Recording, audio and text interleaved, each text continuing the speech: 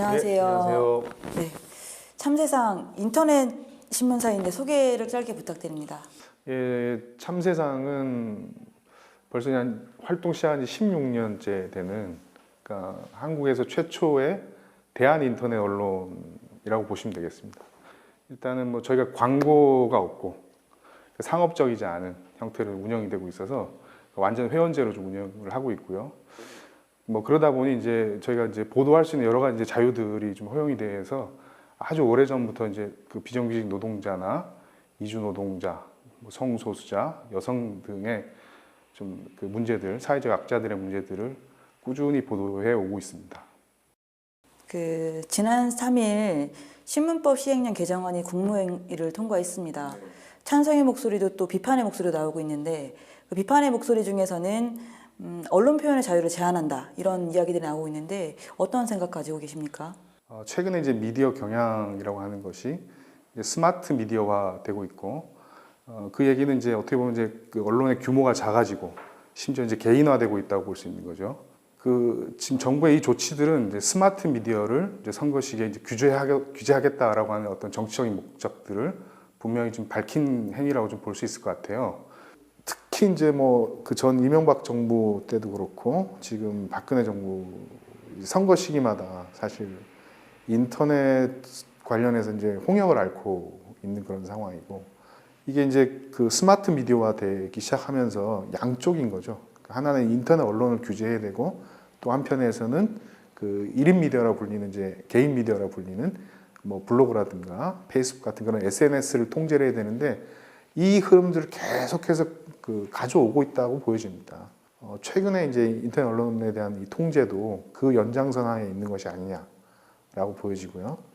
다음 선거를 좀 예고해 본다면 곧바로 이제 인터넷 언론에 대한 규제로부터 SNS에 대한 규제, 재갈 물리기, 정치적인 어떤 그런 압박들을 더 강화하리라고 보여집니다.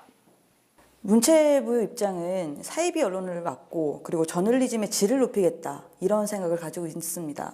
이에 대해서는 어떻게 생각하시는지요? 저는 그렇게 보는데, 그러니까 지금 고속도로에 과속이나 난폭 운전들이 많이 일어나고 있고, 그것 때문에 이제 그 사고율이 높아지고 있습니다. 근데 이 고속도로의 난폭과 과속의 주범은 이제 중대형 차인데, 마치 이것이 이제 차량이 늘어났기 때문에 이런 사고들이 많이 발생한다고 보고, 1000cc 미만의 경차들을 그 고속도로 통행을 금지시켰다는 그런 이제 조치인 것이죠. 사실상 이제 문제의 원인과 그것의 대처 방안이 서로 다르다라고 좀 보여지는데, 이게 국정교과서 도입 논리와 이번 그 인터넷 언론 규제 논리가 서로 똑같습니다. 서로 관계가 없다는 거죠.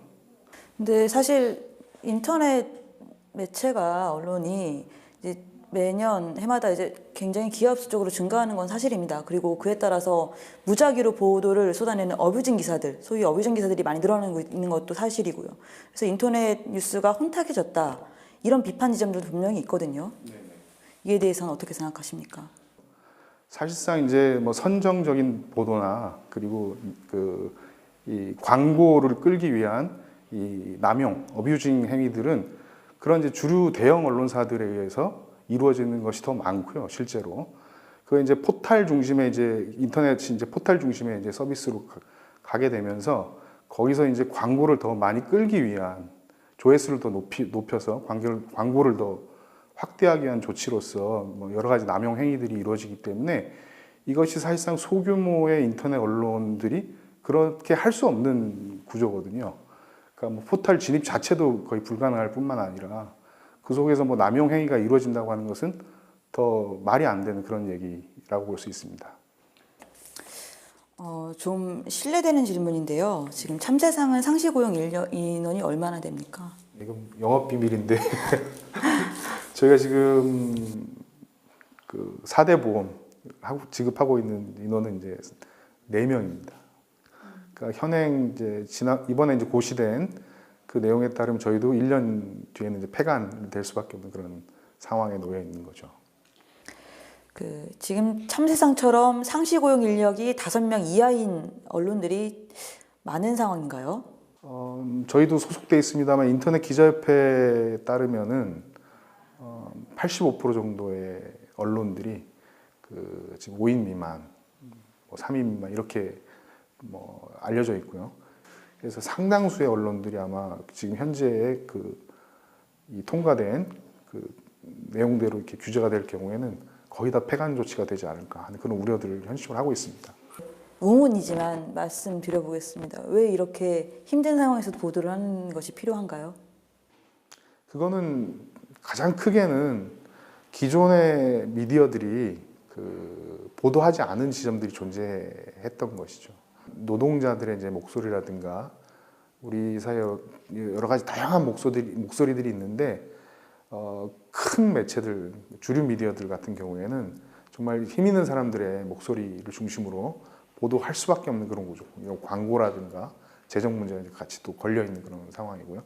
좀 그런 것에서부터 좀 자유로울 수 있는 그런 언론 매체들이 오히려 이제 우리 사회의 다양한 목소리들을 그대로 좀 반영할 수 있기 때문에 그런 미디어들의 어떤 역할과 존재가 지금 뭐 수십 년 동안 이어져 왔다고 좀 생각이 좀 들어요. 그런 매체들이 존재해야 우리 사회의 어떤 다양성들이 더 풍부해지고 그리고 이 사회적인 어떤 뭐 여러 목소리들이 묻혀서 보이지 않고 들리지 않는 것들이 사실 이제 사회 밖으로 나와서 알려질 수 있는 그런 계기가 된다고 생각이 좀 듭니다.